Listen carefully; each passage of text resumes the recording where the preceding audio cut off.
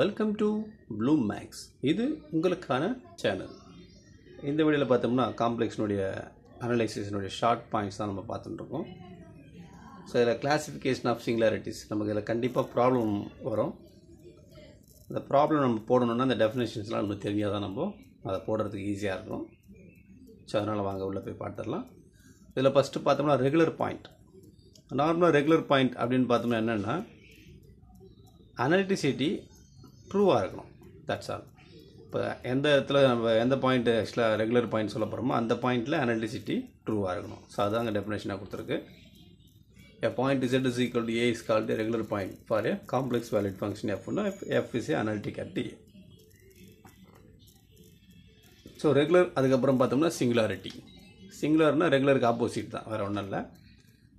So இங்கே singular point or singularity of எஃப்னா என்னென்னா a point a is called a singular point or a singularity of fனா f is not analytic at a, but அந்த ஏல மட்டும் அனலிட்டிக்காக இருக்காது. But neighbourhood of a contains at least one point at which f is analytic.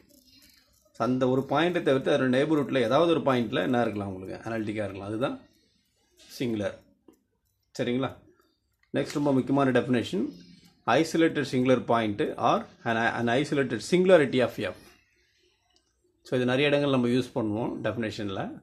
அதில் பார்த்தோம்னா isolated singularity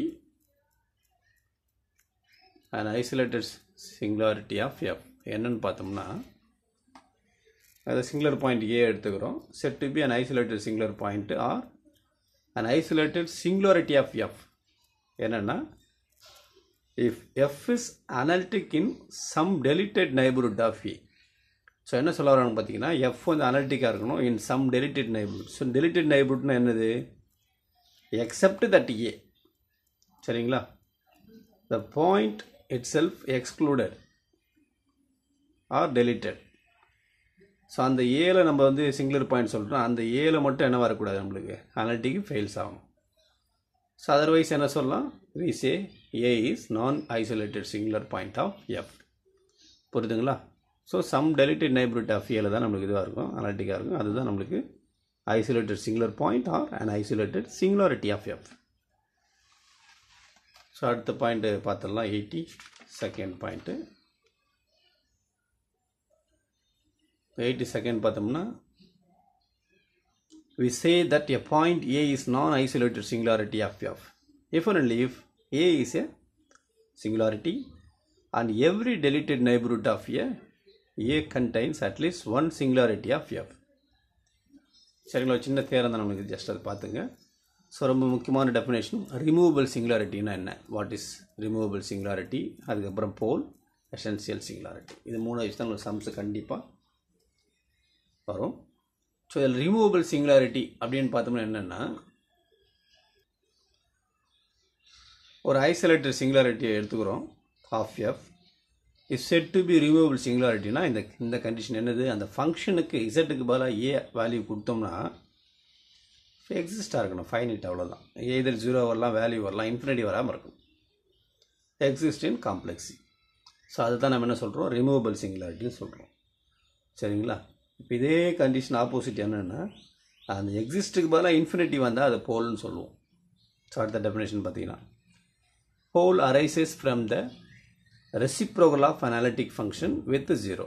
இன்னும் கிளியராக சொல்லணும்னா, an isolated singularity z equal to a of f is said to be pole of f if என்னது limit z tends to a apply பண்ணோம்னா அது என்ன வரும், இன்ஃபினிட்டி வரும். So note that f of z is defined if z is near enough to a and not at z equal to a. ரொம்ப clear definition. f of z க்கு a கொடுத்தோம்னா infinity வரும், அது வந்தால் போல். எக்ஸிஸ்ட் ஆச்சுன்னா removable singularity. இது ரெண்டுமே இல்லைன்னா எசென்ஷியல் சிங்குலாரிட்டி. சரிங்களா? இது மூணு டெஃபினேஷன் சம்ஸ் வந்து கம்பல்சரி வரும். ஸோ அடுத்து 85th டெஃபினேஷன் இது பார்த்தோம்னா பாயிண்ட்ஸு எசென்ஷியல் சிங்குலாரிட்டி. அதுதான் essential singularity which is neither A removable singularity நார் ஏ போல். சரி, இன்னும் கொஞ்சம் ஈக்குவல் கண்டிஷன் சொல்லணும்னா, an isolated singularity z equal to a of f is said to be an essential singularity for f if என்னது limit z க்கு a apply பண்ணால் does not exist. சரிங்களா? in complex C. அதுக்கப்புறம் Riemann removable சிங்குலாரிட்டியில் ஒரு சின்ன ஒரு theorem இருக்குது, அதை பார்த்துருவோம். ரீமான்ஸ் ரிமூவபிள் சிங்குலாரிட்டி என்னென்னு பார்த்தோம்னா, ஒரு f has an isolated singularity at z nought, then z equal to z nought is removable சிங்குலாரிட்டின்னு வச்சுப்போம்.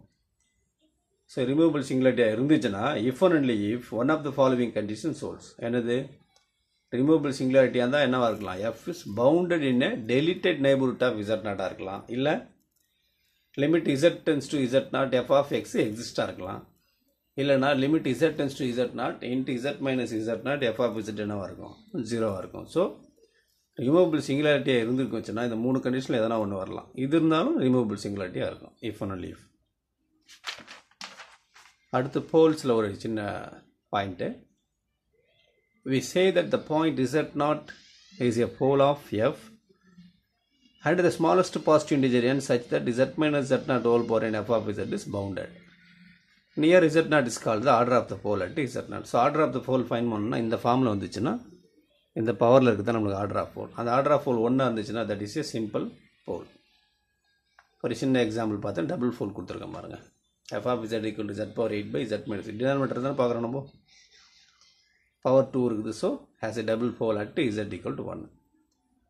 ஒரு ரிமூவபிள் சிங்குலாரிட்டியில் ஒரு சின்ன தேரம் ஒன்று என்னன்னு பார்த்தோம்னா, if f is analytic in a deleted neighborhood of z0 then f has a pole at z0 if and only if there exists an n such that the pole definition தான் is bounded near z0. இது ஆக்சுவலாக f is analytic in a deleted neighborhood of z0 then என்னவா இருக்கும், f has a pole at z0 if and only if இந்த condition இருந்துச்சுன்னா இது இருக்கும். பார்த்துங்க, இன்னும் கொஞ்சம் கிளியராக சொல்லணும்னா f has a pole of order என்ன இருந்துச்சுன்னா if and only if என்னது limit z tends to z0 limit z tends to z0 f of z is not equal to 0 and z minus z0 whole power n f of z has a removable singularity at z0. that is கீழே சொல்கிறதான் சொல்லலாம். Limit z tends to z0 z minus z0 whole power n plus 1 f of z என்னவாக இருக்கும், 0வாக இருக்கும். So அடுத்து 89th ஒரு சின்ன condition. If f of z has an isolated singularity at z0 then f of z has a pole at z0. என்னது ஆக்சுவலாக போலுக்கு டெமினேஷன் பார்த்துருக்கோம்ல, limit z tends to z a கொடுத்தோம்னா z0 கொடுத்தோம்னா f of z என்ன வரும், infinity வரும்.